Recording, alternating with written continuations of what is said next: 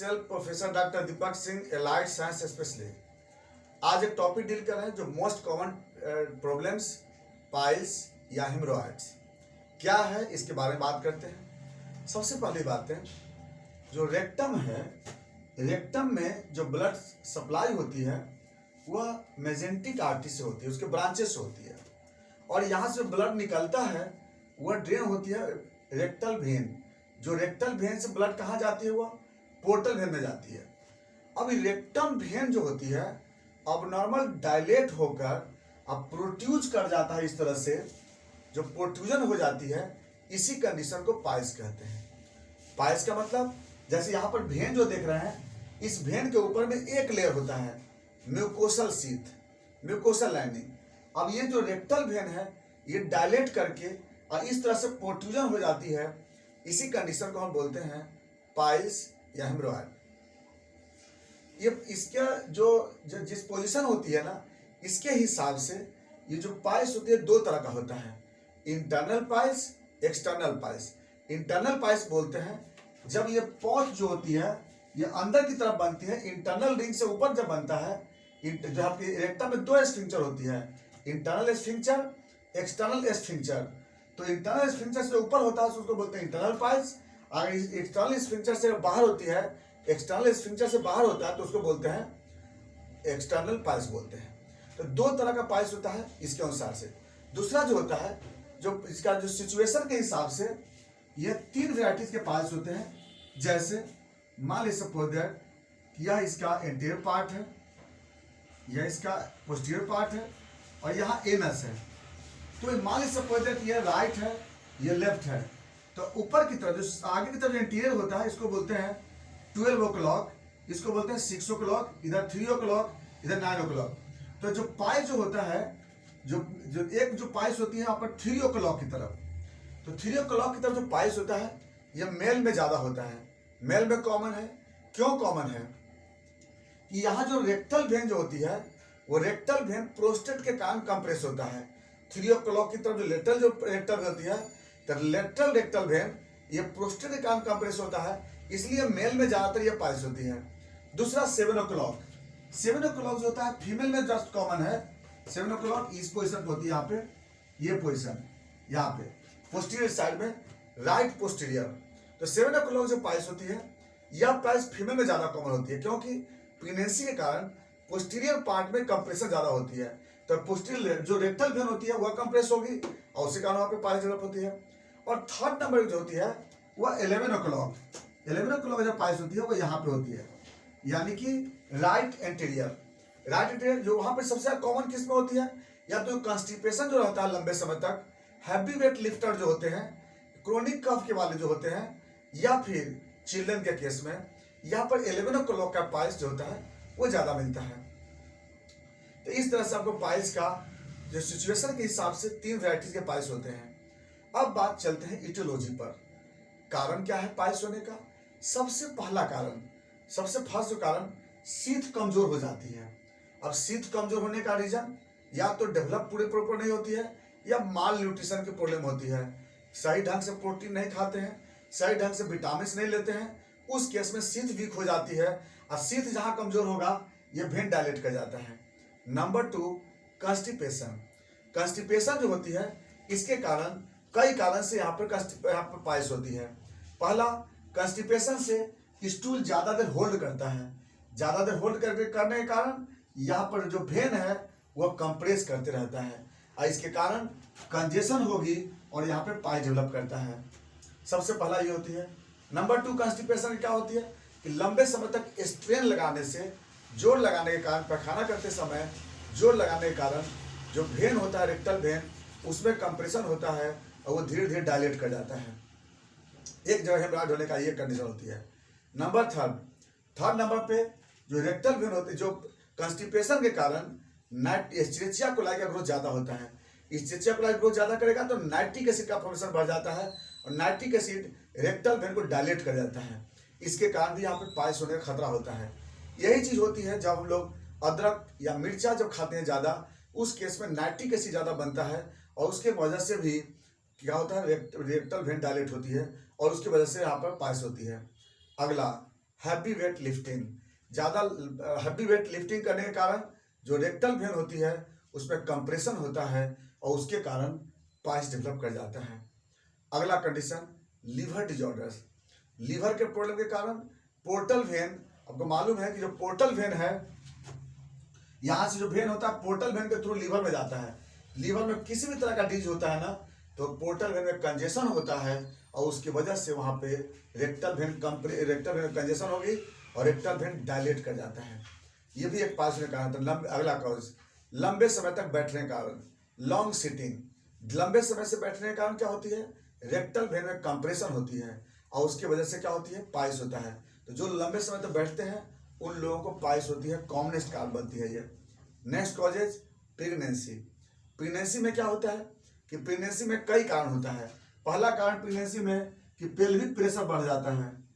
अब pelvic pressure बढ़ने के कारण क्या होता है, जैसे पेल्विक प्रेशर बढ़ेगा रेक्टल वेन में कंप्रेशन होता है, पेल्विक प्रेशर के इंक्रीज करने के कारण से। दूसरा, प्रेगनेंसी के केस में प्रोजेस्टेरॉन हार्मोन बनता है। अब प्रोजेस्टेरॉन हार्मोन का लेवल बढ़ता है। अब प्रोजेस्टेरॉन हार्मोन क्या करता है, रेक्टल वेन को डायलेट करता है, इसके कारण भी पाइल्स होती है।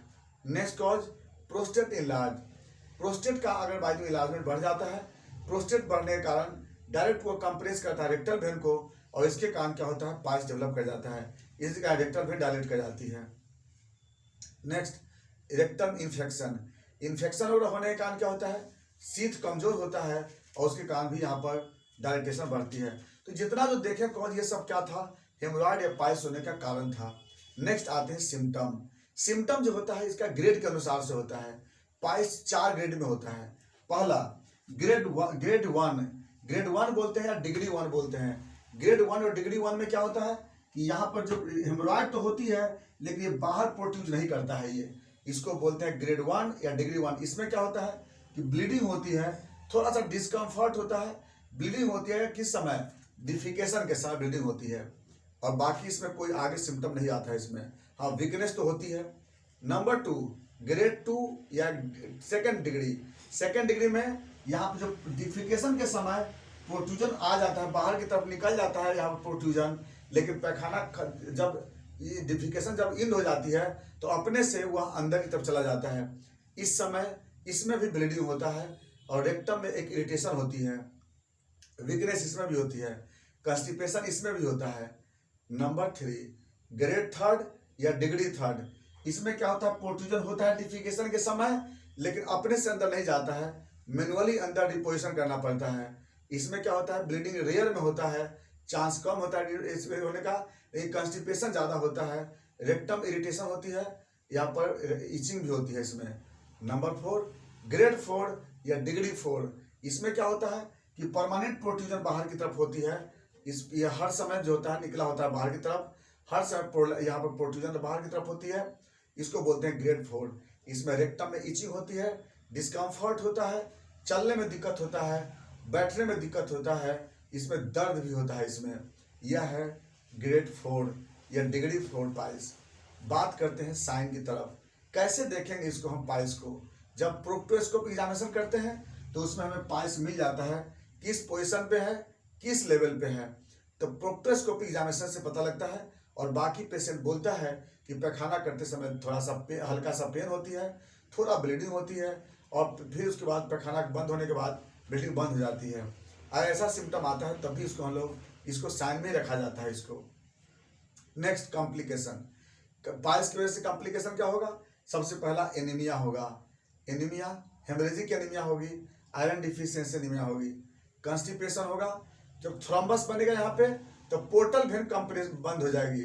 अब पोर्टल वेन के बंद होने से पोर्टल पायमिया का चांस बनता है, यहाँ पर जो हिपैटिक वेन थ्रोम्बोसिस हो सकती है, hepatic thrombosis, portal vein thrombosis, ये सब जो होता है आपको इसका कॉम्प्लिकेशन बन सकता है पाइल्स का। और बाकी जो साइकोलॉजिकल अपसेट है, क्रोनिक कॉम्प्लिकेशन होगी, फीसर की चांसेस होगी, यहाँ पर फिस्चुला भी बन सकता है। यह है आपका ऐसे कॉम्प्लिकेशन।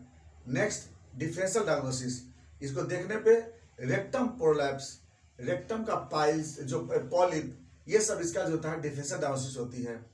नेक्स्ट आते हैं इसका इन्वेस्टिगेशन, इसको पता लगाने के लिए प्रोक्टोस्कोपिक एग्जामिनेशन ये सबसे बेस्ट होती है। सिग्मोइडोस्कोपिक एग्जामिनेशन इससे भी आप इसको आप देख सकते हैं आप इसको, लेकिन प्रोटोस्कोप इसके सबसे कॉमनेस्ट होती है। नेक्स्ट, अगर इसका हम मैनेजमेंट ट्रीटमेंट करते हैं तो इसके लिए हम लोग स्टेपिंग कर देते हैं या हेमरॉइडेक्टोमी कर देते हैं। जो जो ये होती है इसको बाइंड कर करके और इसको कट करके बाहर कर लिया जाता है। इसका तरीका ही होती है।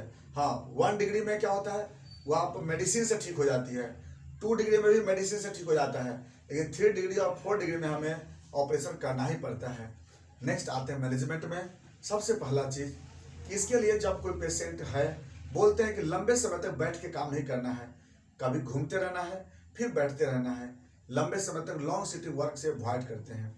अगर मरीज को कंस्टिपेशन है तो कंस्टिपेशन को इलाज करते हैं, पैखाना ढीला करने के लिए या तो फाइबर डाइट यूज़ करते हैं या फिर कोई ऐसी दवा यूज़ करते हैं जिसके कारण पैखाना ढीला हो जाए, आसानी से जो होता है स्टूल पास हो जाता है।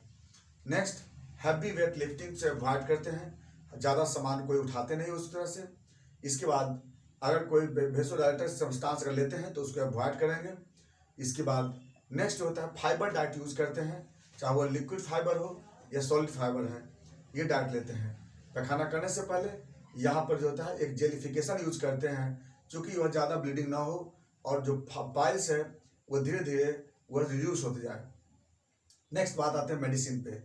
अगर 3 o'clock की पाइल्स होती है तो वहाँ पे हम लोग सल्फर या नक्स भम का यूज करते हैं।